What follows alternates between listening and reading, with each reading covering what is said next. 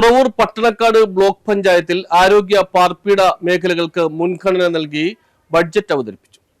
Thuravoor Pattanakkad block പഞ്ചായത്തിൽ ആരോഗ്യ മേഖലയ്ക്കും സമ്പൂർണ്ണ പാർപ്പിട പദ്ധതിക്കും ലഹരിയിൽ നിന്ന് യുവാക്കളെ മോചിപ്പിക്കുന്നതടക്കം വിവിധ പദ്ധതികളടങ്ങുന്ന ബജറ്റ് അവതരിപ്പിച്ചു. ബ്ലോക്ക് പഞ്ചായത്ത് പരിധിയിലെ തിരുവിതാംകൂർ ദേവസ്വം ബോർഡിന് കീഴിലുള്ള കാടുപിടിച്ച പുരയിടങ്ങൾ വെട്ടിത്തെളിച്ച് ടെർഫ് സ്ഥാപിക്കുന്നതിനും മാലിന്യ സംസ്കരണവുമായി ബന്ധപ്പെട്ട് തുറവൂർ പഞ്ചായത്തിൽ മനക്കോടത്ത് പ്ലാസ്റ്റിക് ഉപയോഗിച്ച് ഗ്രാനൈറ്റ് നിർമ്മിച്ച കെട്ടിടത്തിനായി മെഷീനറികൾ വാങ്ങുന്നതിനും ആധുനിക യുഗത്തിൽ ബിരുദ വിദ്യാർത്ഥികൾക്കായി AI സാങ്കേതിക കോഴ്സുകൾ അടക്കമുള്ള പരിശീലനം നൽകുന്നതിനും പട്ടണക്കാട് ബ്ലോക്ക് പഞ്ചായത്തിന് കീഴിലുള്ള ചങ്ങരം പക്ഷി നിരീക്ഷണ കേന്ദ്രത്തിലും കാക്കത്തുരുത്ത് ദ്വീപിലും അടിസ്ഥാന സൗകര്യങ്ങൾ ഏർപ്പെടുത്തുക തുടങ്ങിയവ മുൻനിർത്തി 88.59 കോടി വരവും 88.18 കോടി ചെലവും 41 ലക്ഷം മിച്ചവുമായുള്ള ബജറ്റാണ് block panchayat vice president R. Jeevan അവതരിപ്പിച്ചത്.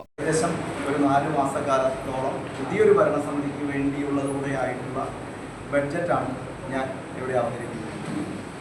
വാർഷിക ബഡ്ജറ്റ് ആദ്യം ഒരു കവിതയോടുകൂടി തന്നെയാണ്.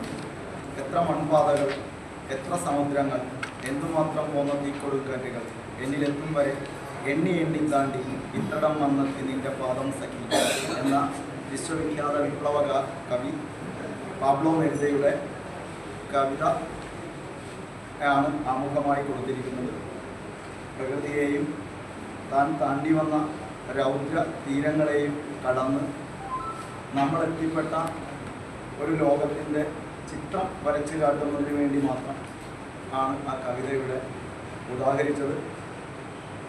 പ്രിയരെ, പ്രതീക്ഷകളുടെയും സ്വപ്നങ്ങളുടെയും നിറച്ചാർത്തുകൾ കൊണ്ട് നാം പടുത്തുയർത്തിയ മണിഗോപുരങ്ങളിലേക്ക് നാം നടന്നു കയറിയ സപ്തവർണ്ണ പടവുകൾ അവസാനിക്കുന്നില്ല.